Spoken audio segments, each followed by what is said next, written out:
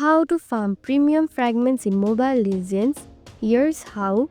First of all, one of the simplest methods is by claiming the daily chest. To do this, click on the daily at the bottom left corner of your screen. Then select the daily chest at the bottom left corner. Sometimes you will find the premium fragment inside, so make sure to claim it every day to maximize your reward. Now you can try the purple chest.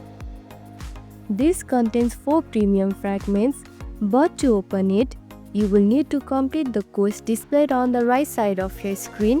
By finishing these tasks, you can earn this valuable fragment as reward. Another way is by using the magic wheel. Now open the shop, then tap on the draw from the menu and select magic wheel. Here you can spin to get premium fragments by spending 270 diamonds, or alternatively use a magic wheel portion. Finally, don't forget about the starlight rewards. Here you will see a variety of premium fragments that can be earned by completing specific mission. And that's it. I hope this video helped.